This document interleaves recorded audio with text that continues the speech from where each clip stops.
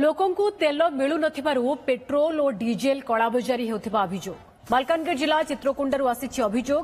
ସାଧାରଣ ଲୋକଙ୍କୁ ତେଲ ମିଳୁନଥିବା ବେଳେ ରାତିରେ ଅଧିକ ଦାମ ନେଇ ବ୍ୟାରେଲ ଓ କେନ୍ରେ ତେଲ ବିକ୍ରି କରାଯାଉଥିବା ଅଭିଯୋଗ ହୋଇଛି। ଏହାକୁ ନେଇ ଅଞ୍ଚଳବାସୀଙ୍କ ଭିତରେ ତୀବ୍ର ଅସନ୍ତୋଷ ଦେଖାଦେଇଛି। 5 ଟଙ୍କା ଅଧିକ ନେଇ ବ୍ୟାରେଲ ଓ କେନ୍ରେ ତେଲ ବିକ୍ରି କରାଯାଉଥିବା ଅଭିଯୋଗ ଅଞ୍ଚଳବାସୀ କରିଛନ୍ତି। ସେପଟେ Chitrakonda civil supplier marketing inspector Harish Mallick ପ୍ରତିକ୍ରିୟାରେ କହିଛନ୍ତି, ବ୍ୟାରେଲରେ ତେଲ ନ ଦେବାକୁ ଆଗରୁ ନିର୍ଦ୍ଦେଶ ଦିଆଯାଇସାରିଛି। ଏପରି ନ କରିବାକୁ ପମ୍ପ ମ୍ୟାନେଜରଙ୍କୁ କୁହାଯିବ।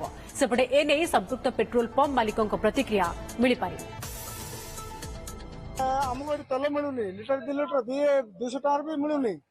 ମାନେ ଏମିତି ମାନେ କଳା ବେପାରୀ କରୁଛନ୍ତି। ଗତ 2 ଦିନ ତଳେ ଯାଇକି ଥାନାରେ ବସିଥିଲେ ଏମାନଙ୍କୁ ସବୁ ନେଇକି କରିଥିଲେ। ଆମକୁ ମିଳିଲା ବେଳେ 200 ଟଙ୍କାର କି 300 ଟଙ୍କାର ତେଲ ଦଉନାହାନ୍ତି। ତେଲ ଯାଉଛି କଳା ବେପାରୀ। ରାତି ଅଧରେ ଆସିକିରି ଏମାନେ 5 ଟଙ୍କା ଅଧିକା ନେଉଛନ୍ତି କି 2 ଟଙ୍କା ଅଧିକା ନେଉଛନ୍ତି, କରୁଛନ୍ତି। ଯାହା ବେପାର କରୁଛନ୍ତି ସେମାନେ କରୁଛନ୍ତି। ପ୍ରଶାସନକୁ ବି ଏତିକି ଅନୁରୋଧ, ଯୋଉ କଳା ବଜାରୀ କରୁଛନ୍ତି, ଆମେ କାହିଁକି ତେଲ 2 ଲିଟର ପାଇବୁନୁ? ବାହାରେ ଯାଇ କାହିଁକି ଆମେ 200 ଟଙ୍କା ଦେଇକି ପକେଇବୁ, 150 ଟଙ୍କା ଦେଇକି ପକେଇବୁ, 160 ଟଙ୍କା ଦେଇକି କାହିଁକି ପକେଇବୁ? ଆମେ ଯେତେବେଳେ ବି ତେଲ ପାଇଁ ଆସିଲେ ତେଲ ନାହିଁ ବୋଲି କହୁଛନ୍ତି। 27 ତାରିଖରେ ତେଲ ଆସିଲା, କିନ୍ତୁ 29 ତାରିଖ ସକାଳେ ଆଉ ତେଲ ନାହିଁ। ଆମେ ବାଇକ ବାଲା ଗାଡି ବାଲା ତେଲ ପାଇଁ ଆସିଲେ 100 ଟଙ୍କା କିମ୍ବା 200 ଟଙ୍କାରେ ଦଉଛନ୍ତି। ଆଉ ସନ୍ଧ୍ୟା 6ଟାରେ ଏମାନେ ପମ୍ପ ବନ୍ଦ କରୁଛନ୍ତି। ଆଉ ଶୁଣିବାକୁ ପାଇଲୁ ଏବଂ ଦେଖୁଛୁ ବି, ରାତିରେ ଏମାନେ ଜାର୍କିନ ରେ ଭରି ଭରି ଦଉଛନ୍ତି। 5 ଟଙ୍କା ଏକ୍ସଟ୍ରା ନେଇକିରି କଳା ବଜାରୀ ଚାଲିଛି।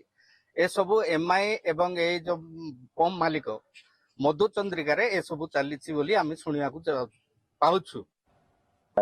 ଦେବନି, ଗାଡି ବାଲାଙ୍କୁ ଦେବ ହେଲା। ଯେହେତୁ ସେଇଟା ଗୋଟେ କଟକ ଏରିଆଟା, ଅଲଗା ମାନେ ଏରିଆ ବି ମାନେ ଘାଟି ଏରିଆ ବି ମାନେ ସେ ଏରିଆ ବି ମେଣ୍ଟେନ କରିବାକୁ ପଡିବ। ତେଣୁ କିଛି କିଛି ଦେଲେ ଚଳିବ। ତାପରେ ସେଠି କନଷ୍ଟ୍ରକ୍ସନ କାମ ବି ଚାଲୁଛି। କନଷ୍ଟ୍ରକ୍ସନ କାମ ପାଇଁ ବି ଡିଜେଲ ଦରକାର ହଉଛି। ସେଇଟା ଅଲରେଡି କୁହାହେଇଛି ଅଲରେଡି ଯେ ତାଙ୍କୁ ରାତି ଟାଇମରେ କିଛି ଦେବନି, ଯାହା କରିବ ଦିନ ବେଳେ ଦେଇକି କୁହାହେଇଛି।